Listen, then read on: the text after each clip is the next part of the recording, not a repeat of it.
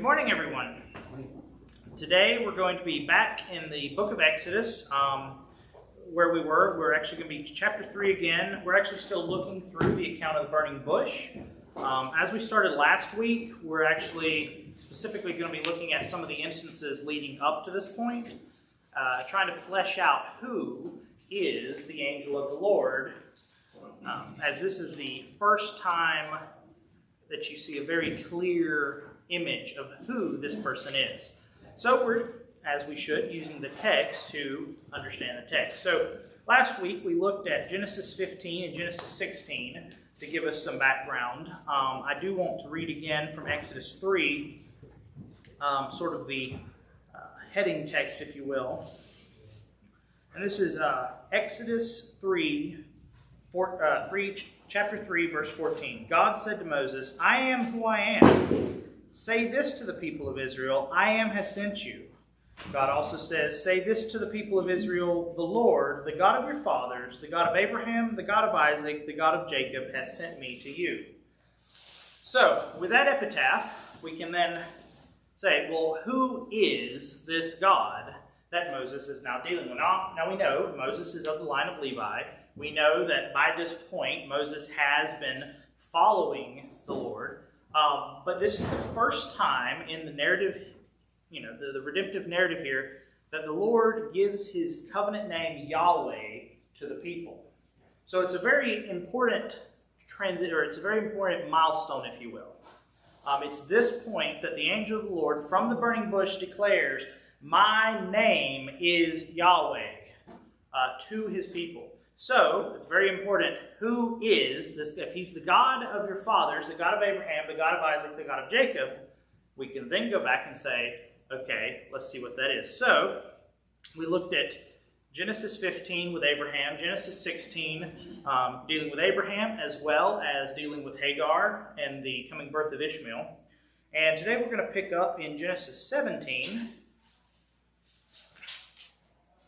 dealing with Abraham and the covenant of circumcision, as the Lord makes a very grand appearance here as well. So, this is Genesis 17, verse 1.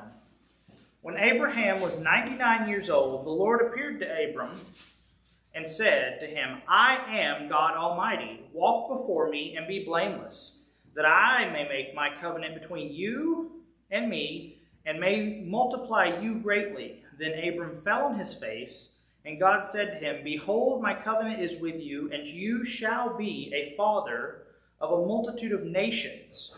No longer shall your name be Abram, but your name shall be Abraham, for I have made you the father of a multitude of nations. I will make you exceedingly fruitful, and I will make you into nations. And kings shall come from you, and I will establish my covenant between me and you and your offspring after you throughout their generations for an everlasting covenant, to be God to you and to your offspring after you. And I will give to you and your offspring after you the land of your sojournings, all the land of Canaan, for an everlasting possession, and I will be their God." So we see there sort of the encapsulation, if you will, of the entirety of the Lord's dealing with Abraham. Okay? By this point, he's already promised. He's appearing to him again. Remember, Abraham is 99 at this point. He still has no legitimate heir. We looked at, yes, Ishmael's been born through that entire incident we covered last week. But he still has no rightful, lawful firstborn heir. And yet the Lord is promising, not only will you have offspring, but I will make your offspring into not just one nation, which is what Abram means, father of a nation, but Abraham, father of nations, plural. So we actually, the expansion of the promise here is being seen. So, okay, let's flip over to chapter 21 in Genesis. And this is the account of the birth of Isaac. Now, I'm not covering the account where the Lord visits them and Sarah laughs. Go read it. It's good material. I'm just trying to condense as much into the lesson as possible. But in this case, Isaac is born in chapter 21. He is now weaned. Abraham is throwing a party. And typical to his name, Ishmael is picking on him and causing a ruckus. So we're going to see what happens. So that's chapter 21, verse 8. And the child grew and was weaned, referring to Isaac. And Abraham made a great feast on the day that Isaac was weaned. But Sarah saw the son of Hagar, the Egyptian, whom she had borne to Abraham, laughing. So she said to Abraham, "Cast out this slave woman with her son, for the son of the slave woman shall not be heir with my son Isaac." And the thing was very displeasing to Abraham on account of his son. But God said to Abraham, "Be not displeased because of the boy and because of your slave woman. Whatever Sarah says to you, do as she tells you, for through Isaac shall your offspring be named. And I will make a nation of the son of the slave woman also, because he is your offspring." So Abraham rose early in the morning, took bread and a skin of water, gave it to Hagar, putting it on her shoulder along with the child, and sent her away. And she departed and wandered in the wilderness of Beersheba. Now, before I continue in the text, we just need to look at what's actually going on here. And it sort of follows off of what we looked at last week. How one wrong circumstance leads to a worse circumstance, now leading to the worstest circumstance, if you will, pardon the English. One, Sarah had no children, so she got this not bright idea to give her servant girl to Abraham. When Hagar conceives and is pregnant with Ishmael, Sarah gets jealous. Hagar is a disrespectful maidservant at this point. She runs away because Sarah's mistreating her. The Lord promises then, go back, do what she says. I will take care of Hagar. I will take care of Ishmael. Okay, now we see Isaac is born. The child of the promise finally shows up. And because of their sin earlier on, there's again household discord. Okay, Abraham's first, biological firstborn son, but not the son of promise, Ishmael, is making fun of Isaac. Again, Sarah gets upset, and this time Abraham has to do something. He has to send his firstborn son, biologically, away. Not only should this circumstance have not have happened, Ishmael shouldn't have been sent away, he shouldn't have been, but you can see how trying to circumvent the will of the Lord not only doesn't fix the problem, it makes a whole host of additional problems. And we know going forward, not only did it be a problem for Ishmael immediately, but because he's Abraham's son, as the Lord says, the blessing of being multiplied applies to him as well. So now you have not only a single son over here, but an entire nation to come from him. The Ishmaelites, who have their own set of blessings, if you want to call it that, as we covered last week. Getting told that you're going to be a wild donkey of a man and that your children are going to be against each other can count as a blessing, I guess. Nonetheless, this is the result of Abraham's sin in this case, because he wouldn't lead his family. He didn't stand up for what he knew to be right. He now has to send one son away. Okay, and if you listen to the description, he puts him on a donkey with a water skin and some bread and sends him off. Now, we've already covered they live in the middle of nowhere because Abraham keeps getting booted from every big town. So they're out in the wilderness.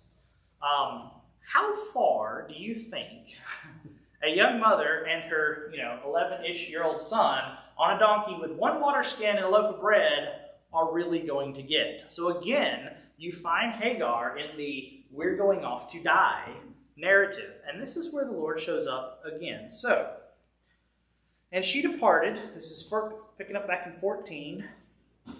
And she departed and wandered in the wilderness of Beersheba. And when the water in the skin was gone, she put the child under one of the bushes. Then she went down and sat opposite him a good way off, about the distance of a bowshot. For she said, "Let me not look on the death of my child." And as she sat opposite him, she lifted up her voice and wept. And God heard the voice of the boy, and the angel of God, or the angel of the Lord, called to Hagar from heaven and said to her, "What troubles you, Hagar? Fear not, for God has heard the voice of the boy where he is. Up, lift up the boy, and hold him fast with your hand, for I will make him into a great nation." Then God opened her eyes, and she saw a well of water, and she went and filled the skin with water and gave the boy a drink. And God was with the boy, and he grew up. He lived in the wilderness and became an expert with the bow. He lived in the wilderness of Paran, and his mother took for him a wife from the land of Egypt. So, we see here that Abraham's sin results in something that, would downright be considered legal abuse today.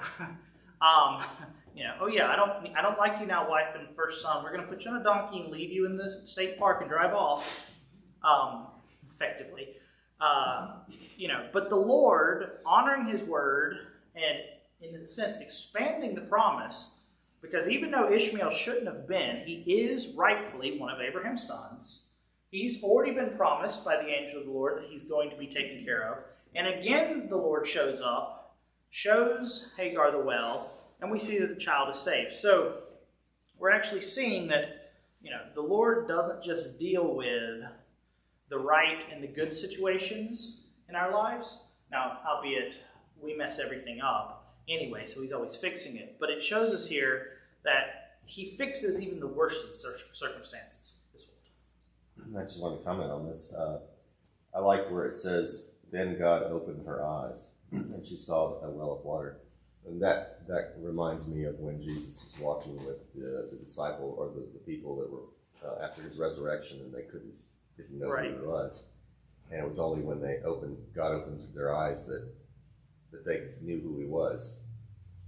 And so it's sort of a commentary on our own natural blindness without the help of God. No, exactly. I mean, we can strive all that we want, but without the divine assistance from above, it can literally be right in front of us and we not see it. So, okay, let's see. So now we get to go over to chapter 22.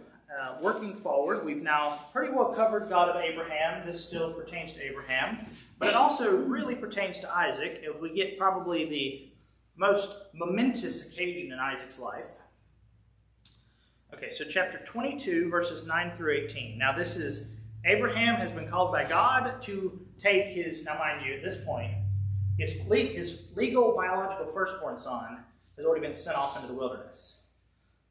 He's now like 110-ish. So his only other son is now being told by God to take his other son to a mountain far off and offer him as a sacrifice. Okay, so this is what's, just realize, this is the environment and mindset that Abraham's working through. So it really shows us that Abraham has grown since the first accounts, because in the first cases, he didn't trust God to provide Isaac at all. So he went and had Ishmael. But in this case, Ishmael's gone. He's seen the ill effect of his sin. And this time we see that he doesn't question.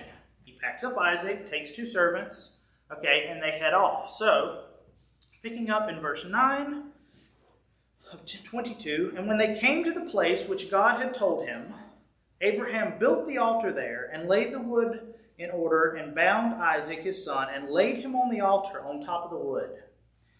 Then Abraham reached out his hand and took the knife to slaughter his son. But the angel of the Lord called to him from heaven and said, "Abraham, Abraham." And he said, "Here I am." Mind you, that's the same thing Moses says later. He says, "Do not lay your hand on the boy or do anything to him, for now I know that you fear God, seeing that you have not withheld your son, your only son, from me." And Abraham lifted up his eyes and looked, and behold, behind him was a ram caught in the thicket by its horns. And Abraham went and took the ram and offered it up as a burnt offering instead of his son. So Abraham called the name of the place, "The Lord will provide. As it is said to this day, on the mount of the Lord it shall be provided."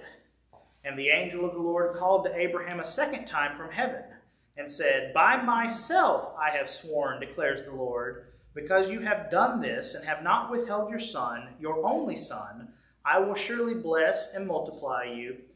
I will surely multiply your offspring as the stars of the heaven and of the sand that is on the seashore. And your offspring shall possess the gates of his enemies. And your offspring shall all the nations of the earth be blessed, because you have obeyed my voice." So Abraham returned to his young men, and they arose and went together to Beersheba, and Abraham lived at Beersheba. So, we see there quite a bit happening. First off, Abraham's obedience in this case. He has learned through walking with the Lord to simply trust. Now, we know later on from commentary in the New Testament that most likely Abraham honestly believed the Lord would simply raise Isaac back from the dead. Metaphorically and symbolically, that's exactly what happened. To come off the altar is a form of resurrection because the symbology here is actually paramount. Obviously, Isaac didn't die as the chosen son. Well, the Lord is very careful when he uses symbology to show us things to not confuse us either. Because later on, if Isaac had have actually died and been brought back, it could have caused some real confusion later on about, 1,400 years down the line as to identity crisis. So oftentimes the symbols that the Lord uses to teach us things show us the image without allowing for us to muddle it up. In the same way that many of the Old Testament symbols and imagery go far enough to teach us what's necessary, but don't let us run wild with it. So, yes. Question Yes. on this. This particular verse has been something that's been like a mystery to me. I can't imagine a father taking his son and potentially killing him. But on the other hand, my question is, do you think that Abraham understood the theology of Christ, or the Christology, if you will, concept or principle, and that's why he was thinking, well, okay, this is the Christ, and I'm supposed to crucify the Christ, and he's going to raise? Because no, the text is pretty clear that at this point that specific knowledge hasn't yet been revealed. But you do have, and that's why we looked at the promise, and Abraham knows that Isaac is the son of the promise. Okay, he knows that all the blessings have to go through Isaac. So regardless of what formula the Lord chooses to get there, Isaac has to live. So I'm not saying it any bit lessens. Plunging a dagger into your son's heart on an altar and then setting him on fire is going to be traumatic of a thought, no matter even if you know the Lord's going to bring him back. But we see there is the symbolism looking forward. In fact, let's see. So back in verse 1 and 2 of 22, I'm just going to read it. And after these things, God tested Abraham, and he said, Abraham, and he said, here I am. He said, take your son, your only son Isaac, whom you love, and go to the land of Moriah and offer him there as a burnt offering on one of the mountains which I shall tell you. Okay, so that's the directives for this mission. If you choose to accept, well, he did. I can't imagine doing so. But he does this knowing what's coming. And mind you, where they're at is, I'm not going to draw it, but if you picture this as being the land of Israel, they're down here somewhere in the outer section of Beersheba, which is sort of off to the side. Moriah is actually the prototypical spot for Jerusalem. So what's actually happening here, and this is where the symbolism really begins to show, as the New Testament tells us later on, Abraham actually took Isaac to the mountain where Jerusalem will be built and offers the son in Jerusalem, the son of the promise, effectively in the future site. And that Mount Moriah is historically the same spot as we know later. Well, I'm not going to look it up right away, but in, end of 2 Samuel, 1 Kings, when David is preparing the spot for the temple, the Lord has him go to a threshing floor on the top of the mountain. And it is commented there that this is the Mount Moriah where the threshing floor is. And you get the parallel that the spot where David has the temple built, or prepares to build the temple for Solomon to build it, is the same spot, same mountaintop where Isaac is offered. So in this case, you have the son of the promise being offered as a sacrifice on the temple spot where it's going to happen. Which the symbolism there. But what you see, and it's even deeper when you realize who's speaking to Abraham. The angel of the Lord is speaking to Abraham. And we've already established last week the divine identity of the angel of the Lord. Okay, because he's speaking as God, because he is, And if the Father is the Father and cannot be seen, and the Spirit is Spirit, then there's only one person who can be speaking. So it's Christ, the second person, pre-incarnate Christophany here, telling Abraham, and I'll read it again with that image in mind. Abraham, Abraham, and he said, here I am. He said, do not lay your hand on the boy or do anything to him, for now I know that you fear God, seeing that you have not withheld your son, your only son, from me. And Abraham lifted up his eyes and looked, and behold, there was a ram caught in the thicket by its horns. And Abraham went and took the ram and offered it up as a burnt offering instead of his son. So Abraham called the name of that place, that mountaintop, the place the Lord will provide. So it's just fantastically awesome and almost goosebumpy at times. You get that effect to see how even this early, the Lord is already writing and producing, if you will, the best production of all time. I've said it a lot. The Lord's not only the best author, director, producer, and chief actor in his best movie, if you will, but this narrative that's playing out, he's also the best poet. Everything's woven together. No thread of narrative is left off by itself. Everything's woven together. Everything's pulled back. And everything has a meaning. So just seeing that, okay, and then we see the angel of the Lord called to Abraham a second time. I'm sure Abraham was like, okay, what now? After they've offered the ram. And he says, by myself I have sworn, declares the Lord, because you have done this and not withheld your son, your only son, I will surely bless you, and I will surely multiply your offspring as the heavens, as the sand of the seashore. And in Hebrew there, you actually have, in our English text, it comes up, offspring is used, but you actually have a plural and a singular form being used here in contrast. So on one hand, the offspring multitudes, plural, but when it comes to, and your offspring shall possess the gate of his enemies, it's okay to read it in the general sense, but it's very specifically there a Christological prophecy that your offspring Christ shall possess the gate of enemies. But it's Christ in a pre-incarnate form telling Abraham that this is going to happen about himself. So when you realize this, it's like there's no way to say Christ is absent in the Old Testament. I've said it before, and I'll make the case continually that it's 9 times out of 10 Christ dealing with the people in the Old Testament, because there's one mediator between God and man. There's always only been one mediator, and there'll always only be one mediator. So if there's mediation going on, guess who's doing it? Simple logic. So we see this account here. Now, let's check on time. So last week I had like 25 references, and we definitely didn't get to all of them. So flip over here. Any questions so far while we're still simmering on this? I've heard different things about the age of Isaac. I mean, that's sort of, that's important. I was wondering how. Yeah, so, a lot of people have debated that.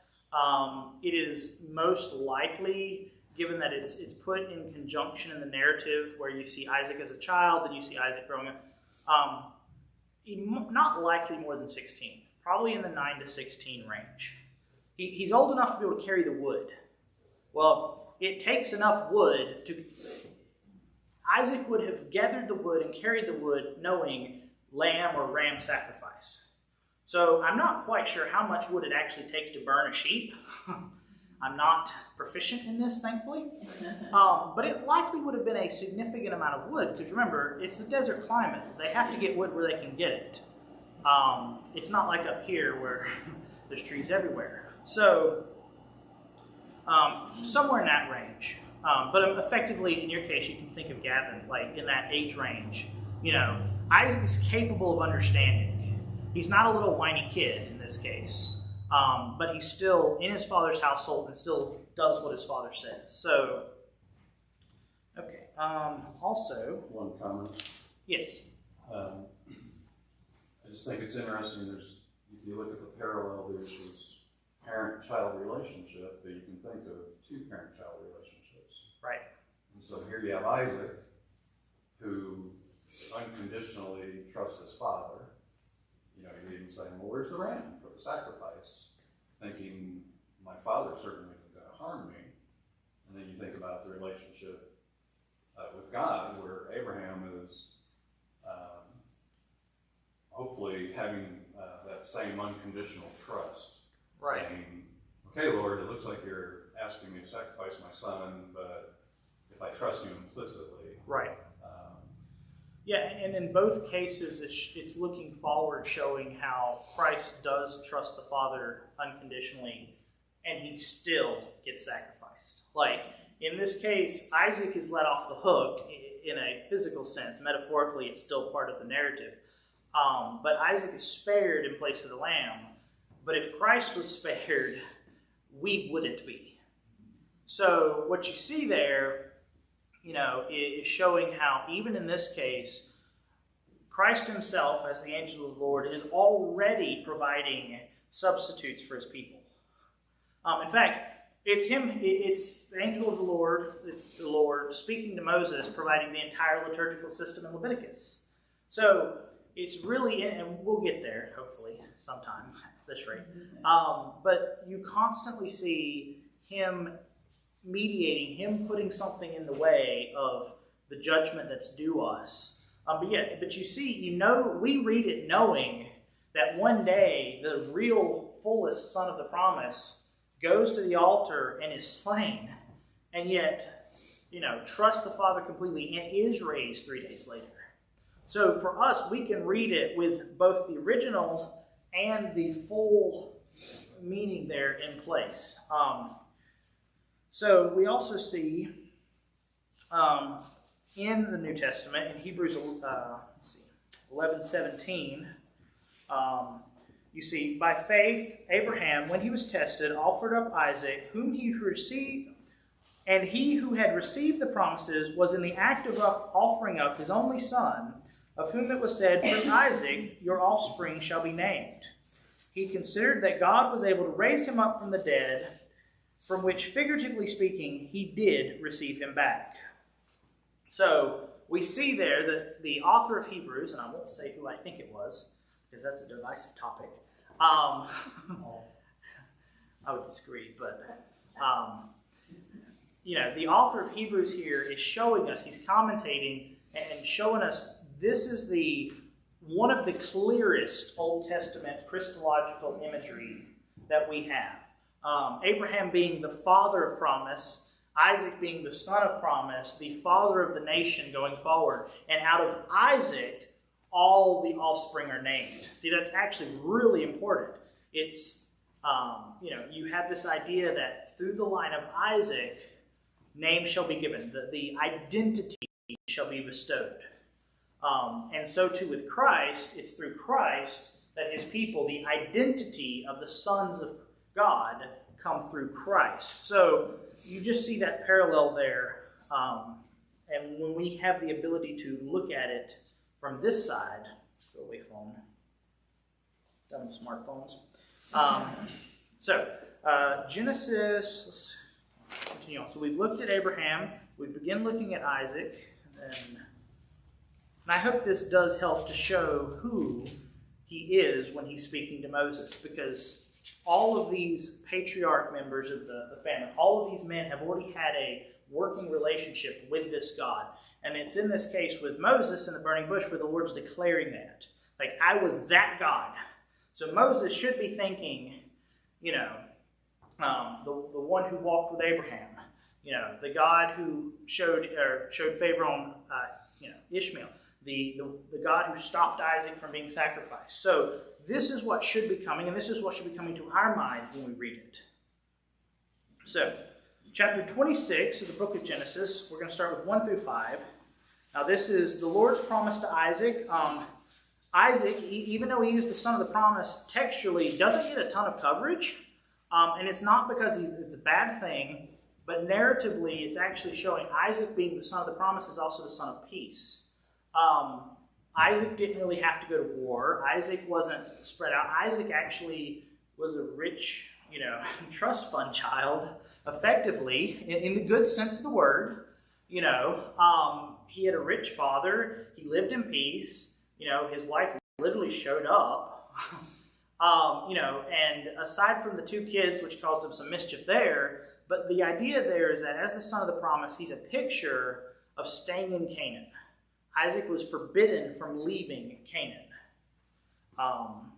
And that's really important in one of the next narratives. So, chapter 26 of Genesis. Now, there was a famine in the land, besides the former famine that was in the days of Abraham. And Isaac went to Gerar to Abimelech, king of the Philistines. And the Lord appeared to him and said, "Do not go down to Egypt. Dwell in the land which I shall tell you. Sojourn in this land, and I will be with you. I will bless you. For to you and to your offspring I will give these lands, and I will establish the oath that I swore to Abraham your father. I will multiply your offspring as the stars of heaven, and will give your offspring all these lands, and in your offspring, singular, all the nations of the earth shall be blessed, because Abraham obeyed my voice and kept my charge, my commandments, my statutes, and my laws." So we see now that this Lord, this Yahweh, who is appearing to Moses, we've now looked, he's appeared to Abraham, he's declared this promise. He's now appeared to Isaac and reiterated the promise. He's strengthening it each time. So if you will, yes. It's interesting, and you point out that one where he uses the term offspring singular. Paul refers to that later in the New Testament, where he says that refers to a seed as a single seed, which is Christ. Right. As I said, the English doesn't do a bad job, but it's one of them words like deer, 1 deer, 20 deer. It just happens that in English, 1 offspring, 20 offspring. It sounds weird to say offsprings, unless you're referring to somebody breaking open a vein in the water and springing out. So in English, it's just we have to understand that in the original text it could have nuances that sometimes we don't get. And that's why knowing Greek and Hebrew is important. So we've now seen Isaac, the promise. When we look at Genesis 28, we're now moving forward to Jacob. This is after his deceptive little ploy. And basically his mom's like, "Yeah, you got to get out of here because your brother is mad. Go to your uncle, go over here." And this is the first time, if you will, that Jacob has any interaction with this God of his fathers. Because, Jacob's a real wily character. I mean, it means trickster. So, this is Jacob leaving. And look, he left Beersheba, which is, where we had already seen their living, toward Haran. And he came to a certain place and stayed there. This is verse 10 of 28. Taking one of the stones of the place, he put it under his head and lay down in that place to sleep. And he dreamed, and behold, there was a ladder set on the earth, and the top of it reached to heaven. And behold, the angels of God were ascending and descending on it. And behold, the Lord stood above it and said, "I am the Lord, the God of Abraham your father, and the God of Isaac.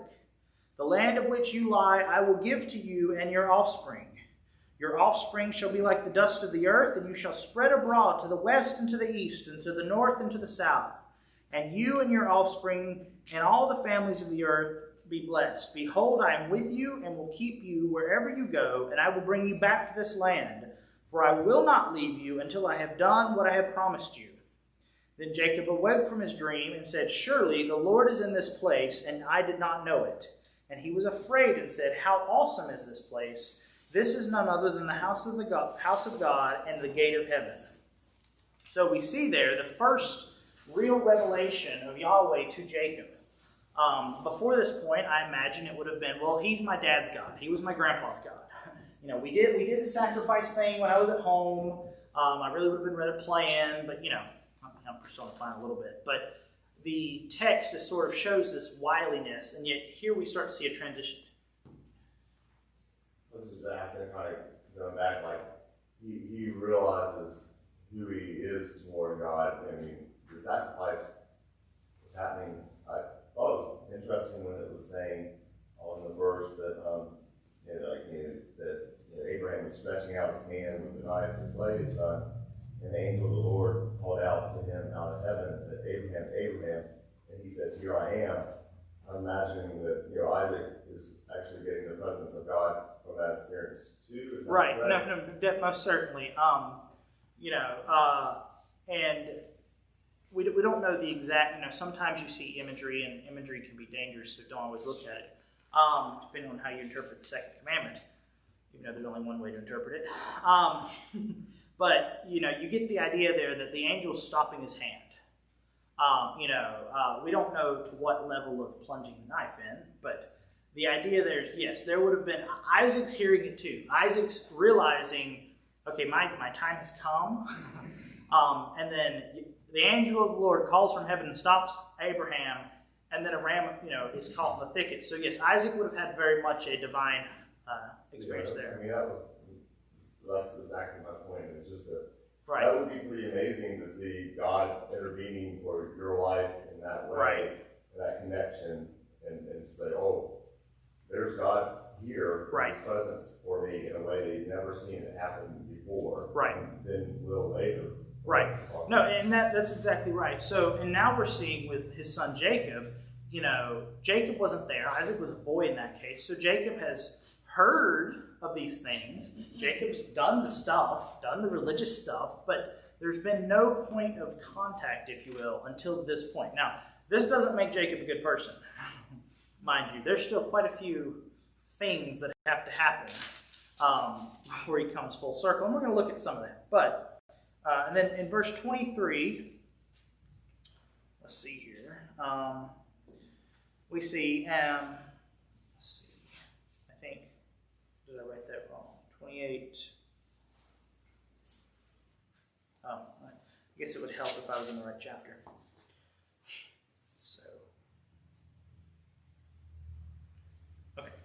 So let's go over to chapter 32 now.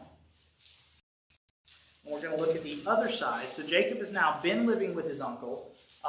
Jacob now realizes he's got his family, his wives, all his sons, at least all Benjamin, I think.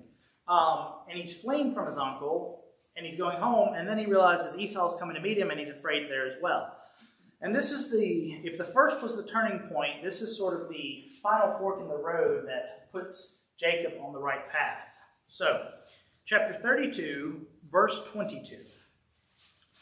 Now, mind you, at this point, he's right before meeting with Esau, and he has a plan. So, that same night, he arose and took his 2 wives, his 2 female servants, and his 11 children, and crossed the ford of Jabbok. He took them and sent them across the stream and everything else that he had, and Jacob was left alone. And a man wrestled with him until the breaking of day.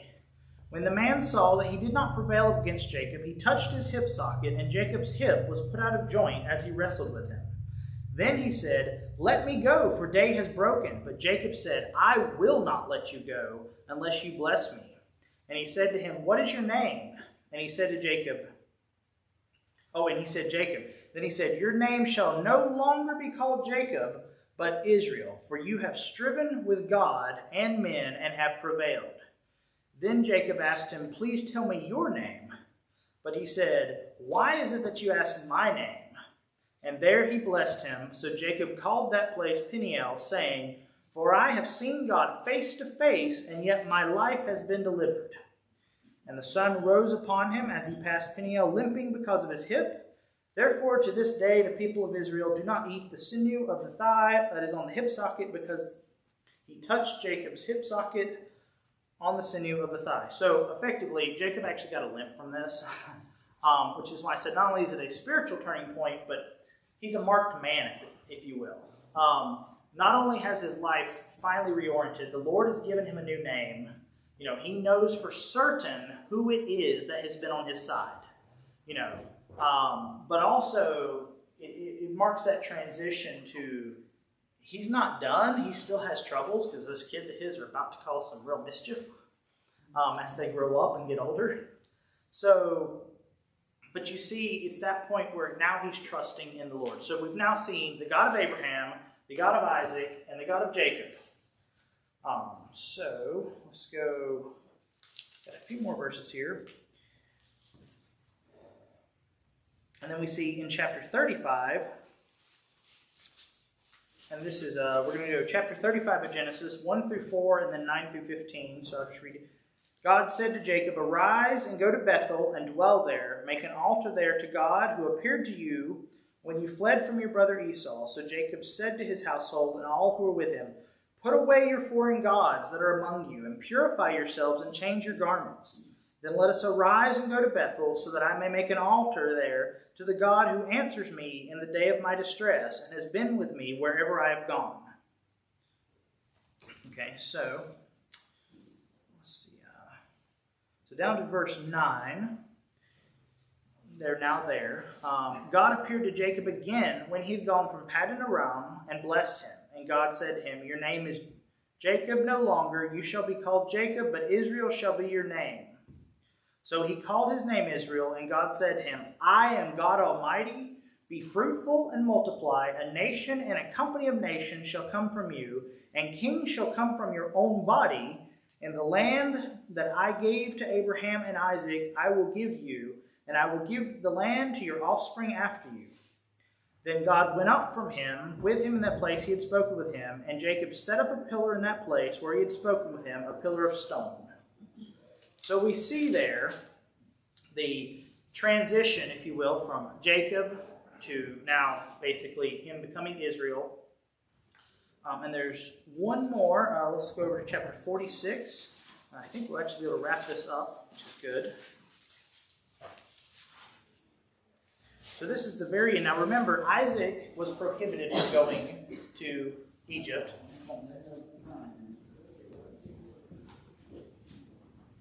We'll wait for him to sit down. Yes? Is Bethel the same place where the Israelites established that second temple under King Ahab? I'd have to look. It's possible, but sometimes the names get swapped around. So, if that makes sense. So, okay. I suppose I don't technically have time for one more verse. Any questions? We'll have to save that for next time. Any questions so far on the lesson? Concerns? While the camera's still rolling? We all look good? Well, I guess you only see me, so nobody looks good. Anyway, if not, I will close us in prayer, and we will be dismissed. Lord, we thank you for this day, this beautiful day you have given us, and the text before us, and the lessons that we can learn from studying the lives of Abraham, Isaac, and Jacob, and the God whom they served, and the God who appears to Moses, and the God who has through all of eternity loved his people and fought for his people, and that same Christ who died on Calvary for us. And it is in his name we pray. Amen.